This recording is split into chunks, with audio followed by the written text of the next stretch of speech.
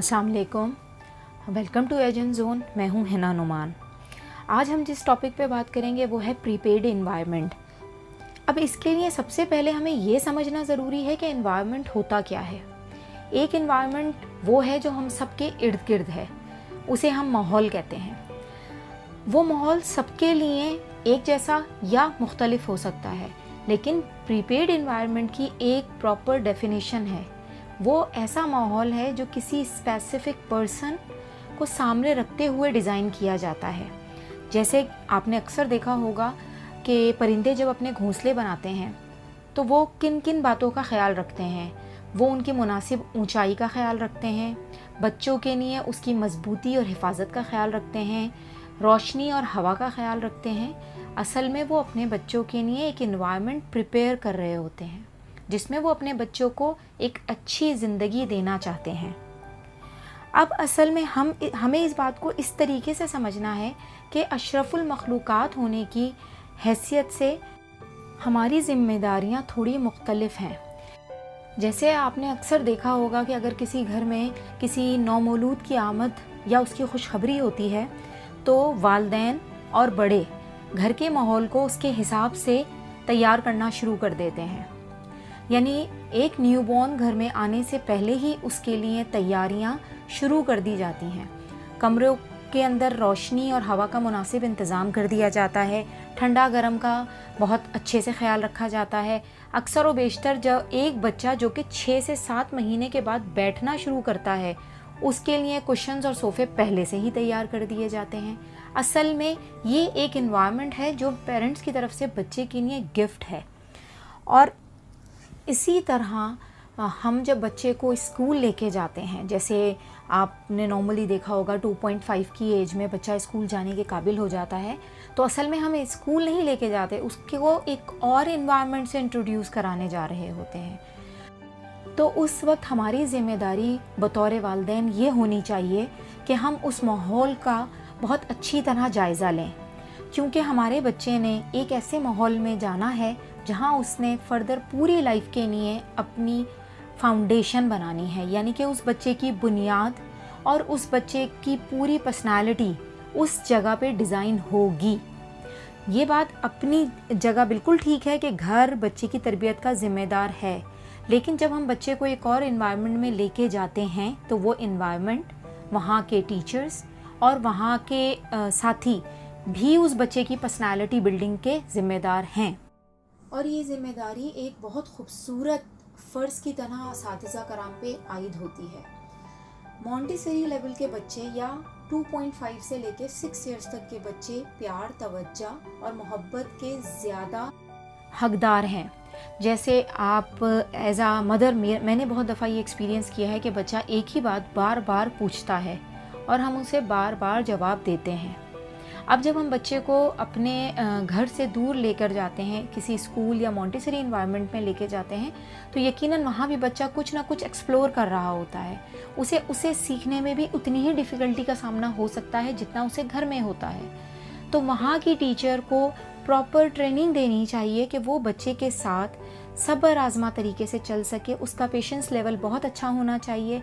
वो बच्चों के सवालों का मुनासिब जवाब दे सके और उसकी अपना एक बिहेवियर इतना पॉजिटिव हो कि बच्चा उसके पास जाते हुए या उससे सवाल करते हुए हिचकिचाए नहीं। असल में बच्चे जब एक दफ़ा किसी चीज़ से हेजिटेट हो जाते हैं तो उनके लिए उस सवाल को दोबारा पूछना बहुत मुश्किल हो जाता है। क्योंकि मैं इस टॉपिक पे फिर दोबारा एक और लेक्चर में बात करना चाहूँगी कि असल में 2.5 में बच्चों के कुछ सेंसिटिव पीरियड एक्टिव होते हैं। बच्चों के सेंसिटिव पीरियड उनकी बर्थ से लेके 6 इयर्स तक डील करते हैं, लेकिन अगर 2.5 ईयर में जो सेंसिटिव पीरियड चल रहा है उसको सेटिस्फाई ना किया जाए तो बच्चे के सीखने के मराहिल में दुश्वारी पेश आ सकती है। वो आगे क्लासेस के अंदर वैसा परफॉर्म नहीं कर सकता जैसा कि वो डिज़ाइन हुआ है। असल में हर बच्चा इंटेलिजेंट है। सबसे बड़ी बात ये समझना एक टीचर के लिए बहुत ज़रूरी है कि उसे अपने आप पर भी भरोसा हो, उसे सिस्टम पे भी भरोसा हो और बिल्कुल उसी तरह उसे बच्चे पे भी भरोसा हो, क्योंकि वो यही कॉन्फिडेंस बच्चों के अंदर भी डेवलप कर सकती हैं। में देखें, बच्चों के लिए बनाए जाने वाले माहौल के अंदर कुछ फैक्टर हैं जो कि बहुत ज़रूरी हैं। अब उसके अंदर एक तो हमारे पास बात आ जाती है टीचर की, एक बात आ जाती है प्रीपेड इन्वायरमेंट की, और एक सोर्स हमारी बच्चा बजाते खुद है। अब होता क्या है कि जब बच्चों के लिए जो हम माहौल तैयार कर रहे हैं, यानी कि स्कूल में तैयार किया जाने वाला प्रीपेड इन्वायरमेंट, उसमें हमें कुछ चीज़ों का ख्याल रखना है। जैसे वो इंतहाई सादा और मौसर होना चाहिए, क्योंकि वो जितना सिंपल और जितना इफ़ेक्टिव होगा, बच्चे का जहन उतना ही क्लियर होगा। बहुत ज़्यादा चीज़ें, बहुत ज़्यादा मटेरियल मौजूद होना बच्चे के सीखने के मराहिल में मुश्किलात पैदा करता है, क्योंकि वो इतनी ज़्यादा चीज़ों के साथ उलझता है और हमें बच्चे के जहन को क्लियर करना है। आपने अक्सर ये शिकायत सुनी होगी वालिदैन की तरफ से, ज़्यादातर ये चीज़ आती है कि ये किसी चीज़ में इंटरेस्ट नहीं लेता, या कोई खेल खेलना शुरू करता है तो फ़ौरन से उठ जाता है। देखें, जब भी हमें बच्चे को कोई चीज़ देनी होती है या बच्चे को किसी चीज़ से, नई चीज़ से मुतारिफ़ कराना होता है, तो इंट्रोडक्शन का एक तरीका होता है, वो उसकी एज के हिसाब से होता है। आप बच्चे को टॉयज़ दे के कह दें कि बेटा कोने पे बैठ के खेलते रहो, तो यकीन करें उसका उसमें कोई इंटरेस्ट नहीं होगा। लेकिन अगर हम बच्चे को कोई एक खिलौना दे के उसके बारे में उसको डिस्क्राइब करके बताएंगे ये चीज़ें इसके अंदर मौजूद हैं, आप ये बटन प्रेस करेंगे तो ये फंक्शन होगा।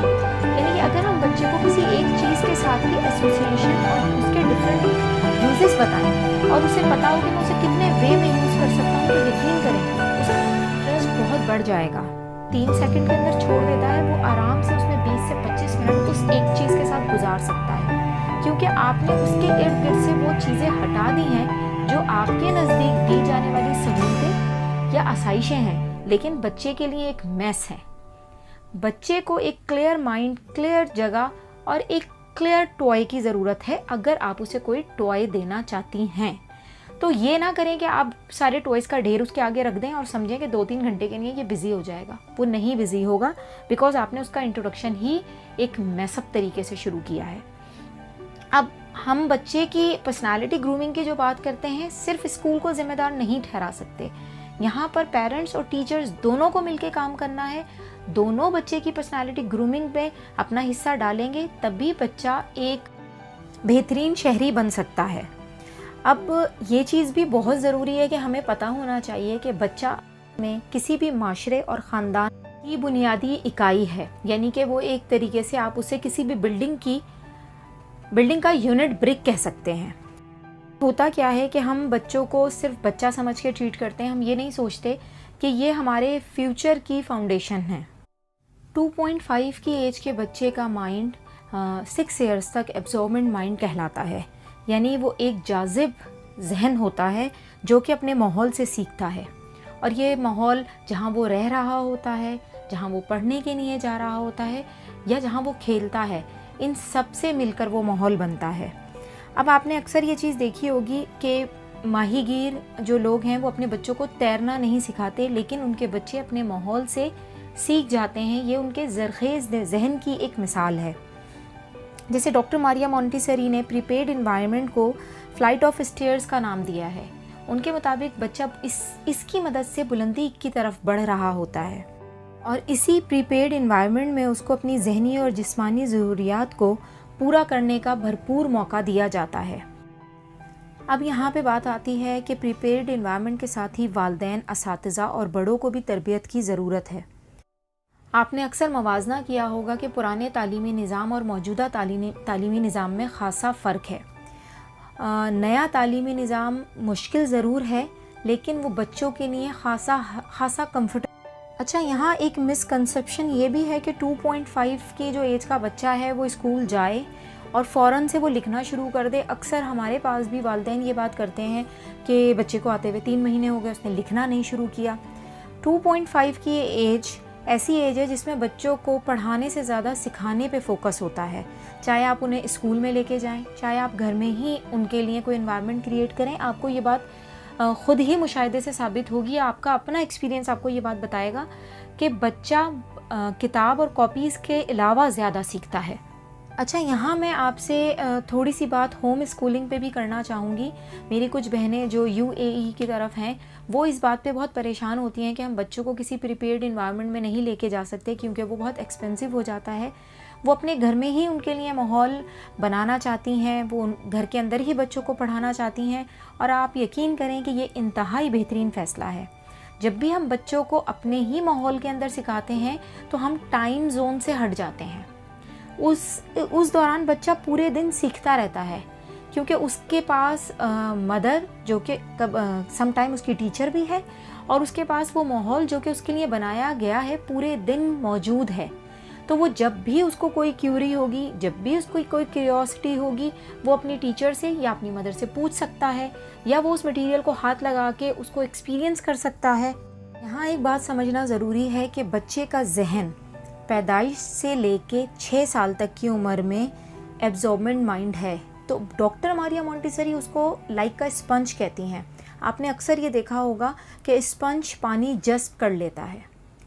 अगर मैं इसको इस तरीके से कहूँ कि मैंने एक कलर वाटर बना रखा है और उस पर मैंने एक वाइट स्पंज डाल दिया है, अब अगर वो पानी उस स्पंज ने जज़्ब कर लिया है तो चाहे मैं उसको निकाल के स्क्वीज़ करके उसका सारा पानी निकाल भी दूँ तो भी वो एक कलर इम्पैक्ट उस स्पंज में मौजूद रहेगा। इसी तरह बच्चे के माहौल में उसके साथ पेश आने वाले वाक़यात पूरी ज़िंदगी के लिए उसके जहन में मौजूद रहते हैं। तो आप जब होम स्कूलिंग करें या जब आप स्कूल में बच्चे को भेजें या आप ख़ुद एक टीचर हों, आपको इस बात का जहन में रखना लाजमी है कि आप उस बच्चे के पूरे फ्यूचर का इम्पैक्ट हैं। आप उसके लिए एक कस्टोडियन ऑफ माइंड हैं। आपने उस बच्चे के साथ जो भी वक्त गुजारेंगी या जो भी चीज़ें सिखाएंगी वो पूरी ज़िंदगी के लिए कहीं ना कहीं उसके अनकॉन्शियस माइंड में मौजूद रहेंगी। अब आपने उस बच्चे के जहन में रखने वाली चीज़ों को फ़िल्टर कर लेना है, यानी आपने ये सोच लेना है और डिसाइड कर लेना है कि आपने उस बच्चे के माइंड में कौन सी चीज़ें कलर इम्पैक्ट के तौर पे छोड़नी है। मोहब्बत, रिस्पेक्ट, सुकून, खुशी और हमदर्दी। अच्छा, यहाँ होम स्कूलिंग करने वाली माएँ और टीचर्स दोनों को एक बात समझना बहुत ज़रूरी है कि मोहब्बत बहुत बड़ा फैक्टर है किसी भी बच्चे को सिखाने के लिए। मेरे मोंटेसरी के कोर्स में मुझे एक चीज़ याद कराई गई थी जिसे हम लोग बार बार अपने ओथ में भी कहते थे, और हमारे कुछ मेंटोर्स ने भी हमें ये बात समझाई थी कि love is something which is irreplaceable.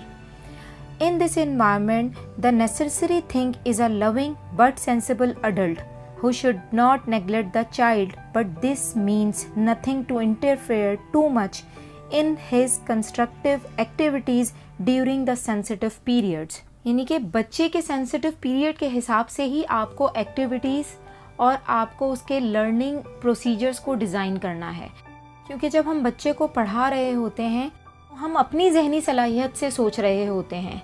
हमें ये बात पेश नज़र रखनी चाहिए कि हमारे सामने एक बच्चा है जिसकी उम्र 2.5 है, मगर वो एक रिस्पेक्ट डिज़र्व करता है लाइक अ अडल्ट। अगर आपने बच्चे को कुछ सिखाना है तो वो उसे करके दिखाएं।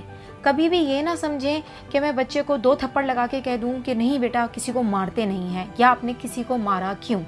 सिखाने के अमल के अंदर सबसे ज़्यादा तकलीफ़ दह चीज़ जो पेरेंट्स और टीचर्स के लिए होती है वो सब्र है।